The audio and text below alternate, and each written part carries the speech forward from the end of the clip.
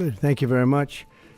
And thank you all for being here on this very exciting day. This is a very exciting day we just had a big tariff meeting, reciprocal tariffs. Should have been done 40 years ago, wasn't, but it is now. It's a big moment, actually, and this is a tremendous moment right now. And it's going to be a real honor for me to introduce Robert F. Kennedy Jr., take the oath of office and officially become our Secretary of Health and Human Services. Just as I promised last year, Bobby is going to lead a great national mission to make America healthy again, and he's going to do it. I think he's going to do things that will really make us very proud of this day. Like his father, Senator Robert F. Kennedy, and his uncle, President John F. Kennedy, Bobby has devoted much of his life to serving his fellow Americans in his campaign for president, and he was a very tough competitor. I did not like it at all. I said, let's get him on my side. But in his campaign for president in 2024, Bobby brought together a coalition of supporters across party lines, and he really worked very hard, and he had tremendous support, unbelievable support, and I think a lot of that support came my way when we decided to do a little merger, and it was really great, and it was very loyal, incredible people. They believe in him so strongly because he's a fierce advocate for the health of our children and for the values of free speech, democracy, and peace. And people are going to be very impressed, I have no doubt. I've known him a long time. He's been a friend of mine a long time. Perhaps most importantly, though, Bobby created a nationwide movement made up of millions and millions of mothers and fathers and young people and concerned citizens of every background who want to end and this horrible chronic disease crisis that exists in America. He's absolutely committed to getting dangerous chemicals out of our environment and out of our food supply and getting the American people the facts and the answers that we deserve. After years in which our public health system has squandered the trust of our citizens, and they really have. They don't trust us. They don't trust anybody, frankly. They've gone through hell. There's no better person to lead our campaign of historic reforms and restore faith in American health care. And Bobby's going to do it. The United States spends more money in health than any other country on earth, but we're growing sicker every year. We're not as healthy as countries that spend just a fraction of what we spend, so there's something wrong. He's going to figure it out. In recent decades, we've seen staggering increases in cancer rates across all age demographics, including more than 40% increase in childhood cancer since 1975. Who can believe that? And an explosion in other chronic childhood illnesses. Not long ago, 1 in 10,000 people, children, had autism. Now it's 1 in 36. Think of that. 1 in 10,000. 1 in 10,000. Now it's 1 in 36. Who can believe that? There's something wrong. There's something wrong. And I think it's something that can be found out. In 2022, more than 40% of children had at least one chronic health condition, and today nearly 80% of young adults do not qualify for military service, in large part for health reasons. Think of that, 80%. Something is wrong, and that's why immediately after Bobby is sworn in, I will be signing an executive order establishing the President's Commission to make America healthy again. We have some great people on that commission. Chaired by our new secretary, this groundbreaking commission will be charged with investigating what is causing the decades-long increase in chronic illness, reporting its findings, and delivering an action plan to the American people. And it's going to be a plan that people are really waiting to hear. Bobby, I want to thank you. You've gone through a lot. It's taken great courage. You've been amazing, actually. I'd call him. I'd say, you're going to be okay. And he said, I know. I really do. He's really been supported amazingly by Cheryl and his family. And it was very tough. It was a very nasty group of people that were after him, but he was tougher and he was smarter than they are. And that's why he's here today. There are very few people that could have withstood the assault, but he was able to. So I just want to congratulate you, and we have a very special person here to swear you in. A man that I think has done just. I think he's just an amazing man. As you know, his name happens to be Gorsuch, and he's a member of the Supreme Court in extremely good standing. He's highly respected by everybody. And I didn't know, are you two friends or something? Or did this just happen to be the justice? Did this just happen to be the luck of the draw? What happened? I reached out to him. Did you reach out? Well, you reached out to a very good man. So please, if you would, thank you very much.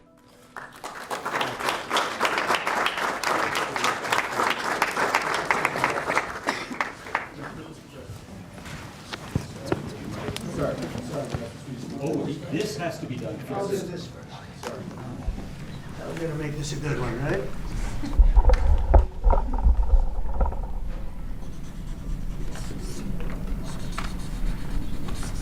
Okay, it's good so far, Bobby. Good.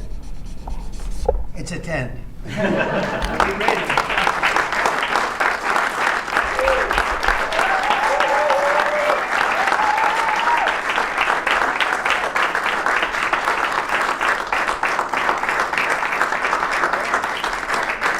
Let me get out of this. Yeah. You get, that's, there you No, why am I in the middle? Go in there, get the kids in there, show in there. Oh, Get I'm the- holding it. Okay, I'm holding it. go. Sure, all right. Over here, please. All right.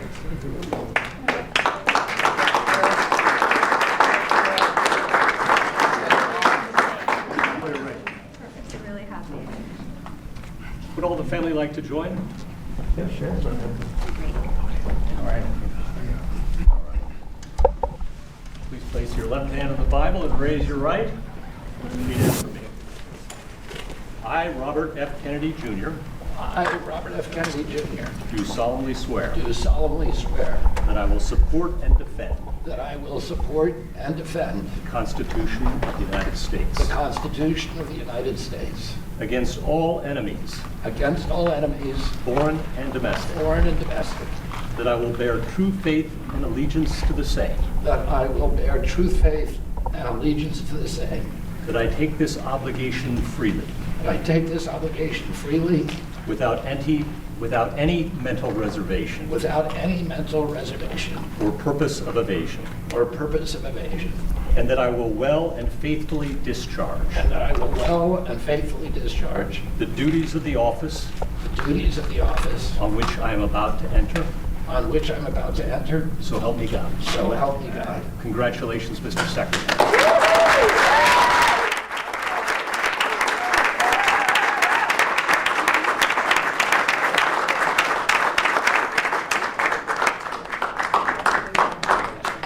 I like the lizard skin.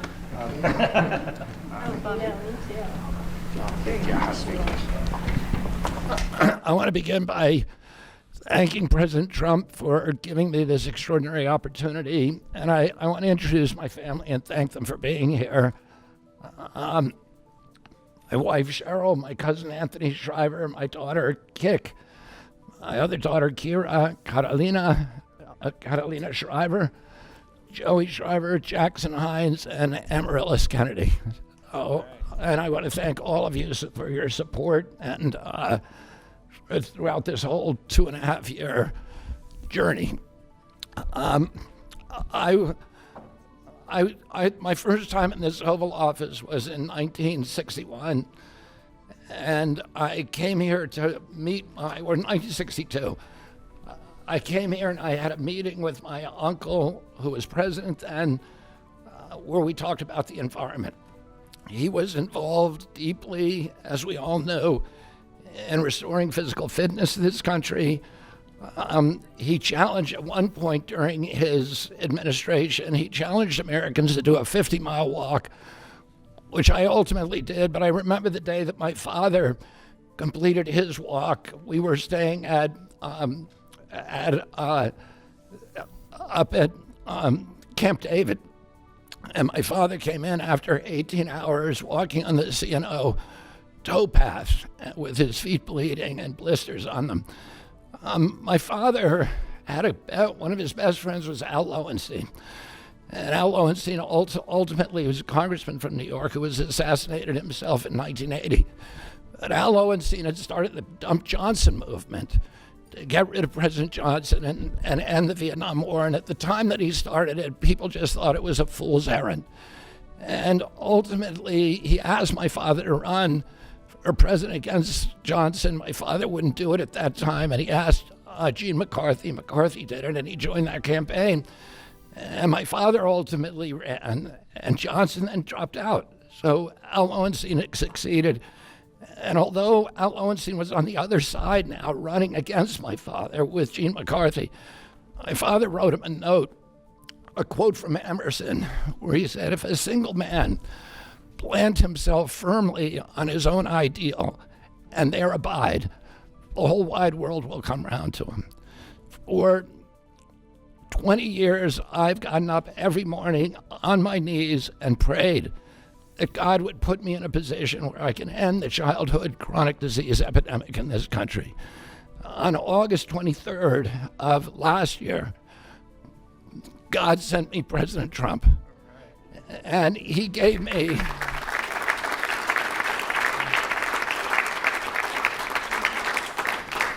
he's now given me, he's kept every promise that he's made to me. He's kept his word in every account and gone way beyond it. I'm so grateful to you, Mr. President. A lot of people told me that I couldn't trust President Trump, that I better get it in writing. And we did a handshake, and everything that he told me he was going to do, he has done. And I'm so grateful to him, and I've told you before, I genuinely believe that you are a pivotal historical figure, that you are going to transform this country at a time when we see all of the indicia of democracy now in tatters in our country. We see the rise of the military-industrial complex, the rise of totalitarianism, these attacks on our Constitution, and this breathtaking epidemic that is disabling our people. President Trump has promised to restore the American dream in this country. A healthy person has 1,000 dreams. A sick person only has one. 60% of our population has only one dream, that they get better. President Trump has promised that he's going to restore America's strength. But we can't be a strong nation if we have a weak citizenry. If people are sick, 60% of our people are sick, 77%, as President Trump mentioned, of our children cannot qualify for military service. And we need a man on a white horse now. We need somebody who is willing to come in and has the spine and the guts and the strength to challenge orthodoxies, to stand in the way of vested interests, and to break institutions that have turned against our democracy. President Trump has shown again and again that he is that hero. And most recently, I greatly appreciate it, and I called you the day that you announced the termination of USAID. My uncle started USAID in 1961 for humanitarian purposes, to put our country on the side of the poor. It has been captured by the military-industrial complex. It has become a sinister propagator of totalitarianism and war across the globe. And very few people understand how sinister this agency really is. And President Trump saw that, and he stood up to it with a masterstroke. And we want to do the same thing with the institutions that are stealing the health of our children. We need a revolutionary figure, and you are that figure, and I'm very grateful for you for giving me this opportunity. I want to recognize some of the allies that I've had in this battle for a long time: Senator Rand Paul, Senator Ron Johnson, Senator Roger Marshall, Marjorie Taylor Greene, and Buddy Carter, who've all been champions of the MAHA agenda before I even came along. I'm very grateful for you for standing strong. Thank you very much, President Trump.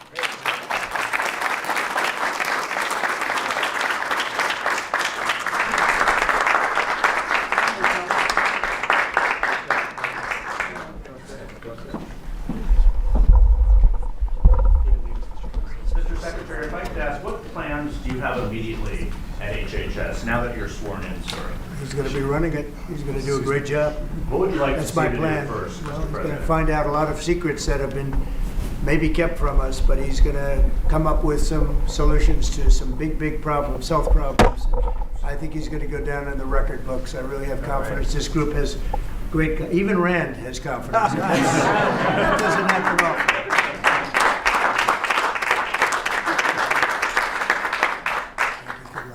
I've asked you, Mr. Secretary, do you plan to fire anyone immediately, or what are your plans on day one, which I guess is today? Our plans are radical transparency and returning gold standard science to NIH, the FDA, and CDC, to ending the corruption, ending the corporate capture of those agencies, getting rid of the people on those panels that have conflicts of interest, so we can do unadored and unimpeded science rather than the kind of product that is coming out of those agencies today.